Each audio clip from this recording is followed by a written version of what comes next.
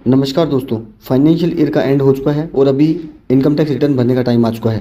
तो ये वीडियो आपके लिए इंपॉर्टेंट होने वाला है और लास्ट तक बने रहिएगा, क्योंकि इस वीडियो में हम बात करेंगे कि अगर आप म्यूचुअल फंड में इन्वेस्टमेंट करते हैं तो आपकी उस म्यूचुअल फंड की इन्वेस्टमेंट पे आपको कितना टैक्स पे करना पड़ेगा। अब जब हम बात करते हैं कि म्यूचुअल फंड पे जो हमारा जो गेन होता है या कैपिटल गेन जो हमको मिलता है वो कैसे टैक्स किया जाएगा, तो वो दो चीज़ों पे डिपेंड करता है। सबसे पहला तो ये कि हमारा जो जो म्यूचुअल फंड है वो किस टाइप का है, और सेकंड हमें एक डेट याद रखनी है, वो है 23 जुलाई 2024, क्योंकि इसके बाद में जो है टैक्स रेट में चेंज हुआ है। तो हमें ये दो चीज़ों को ध्यान में रखते हुए ये टैक्सेशन पे बात करेंगे। तो सबसे पहली बात आती है कि हमारे पास जो म्यूचुअल फंड है वो कौन से टाइप का है। दो टाइप के मेनली म्यूचुअल फंड होते हैं। पहला होता है इक्विटी ओरिएंटेड म्यूचुअल फंड और दूसरा होता है डेट ओरिएंटेड म्यूचुअल फंड। तो सबसे पहले हम बात करेंगे कि इक्विटी ओरिएंटेड म्यूचुअल फंड क्या होता है और इस पर आपका टैक्स कैसे लगेगा, और उसके बाद हम बात करेंगे डेट ओरिएंटेड म्यूचुअल फंड्स की।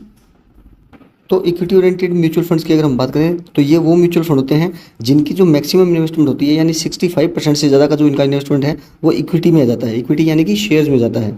और इसमें अब जब हम बात करते हैं कि दो टाइप की होल्डिंग होती है, एक शॉर्ट टर्म होल्डिंग होती है और एक लॉन्ग टर्म होल्डिंग होती है, और उसी हिसाब से टैक्स भी प्लान किए गए हैं। शॉर्ट टर्म के हिसाब से short term capital gain tax plan किया जाता है और लॉन्ग टर्म के हिसाब से long term capital gain tax plan किया जाता है।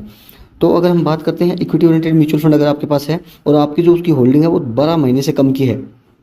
यानी 12 महीने से कम की अगर आपकी म्यूचुअल फंड की होल्डिंग है तो वो शॉर्ट टर्म में फॉल होता है। और शॉर्ट टर्म में अगर जो आपका वो पर्टिकुलर म्यूचुअल फंड है उसको आपने 23 जुलाई 2024 से पहले बेच दिया है,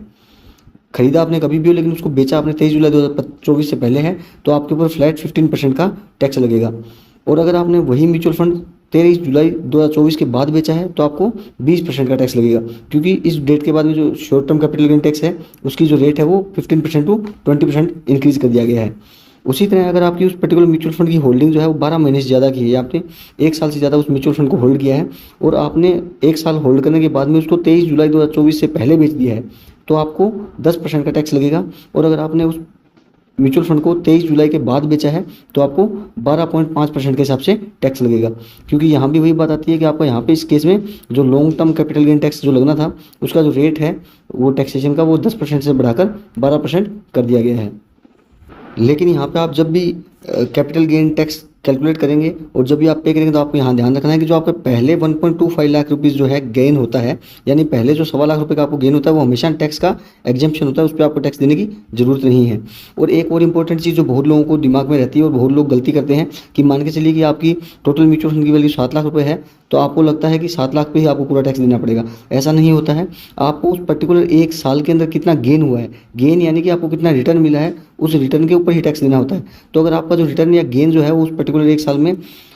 1,25,000 रुपये से ज़्यादा का है तभी आपको टैक्स देना पड़ेगा। अगर 1,25,000 रुपये से कम आपको एक साल में गेन हुआ है तो आपको टैक्स में एग्जेम्पशन मिल जाएगा और आपको यहाँ पे 0 टैक्स देना पड़ेगा। ये बात है इक्विटी ओरिएंटेड म्यूचुअल फंड्स की। अब अगर हम बात करें कि डेट ओरिएंटेड म्यूचुअल फंड्स के बारे में, तो डेट ओरिएंटेड म्यूचुअल फंड्स वो होते हैं जिनकी टोटल इन्वेस्टमेंट का 65% से कम पार्ट इक्विटी के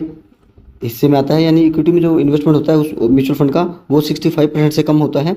और इसमें आपको ध्यान देना है कि आपको जो 23 जुलाई 2024 है इस डेट का बहुत इंपॉर्टेंट रोल रहने वाला है यहाँ पे। जब आप डेट ओरिएंटेड म्यूचुअल फंड अगर आपके पास है और आप उसका टैक्सेशन कैलकुलेट करते हैं तो यहाँ पे जो टैक्सेशन का रेट है वो डिपेंड करता है कि वो जो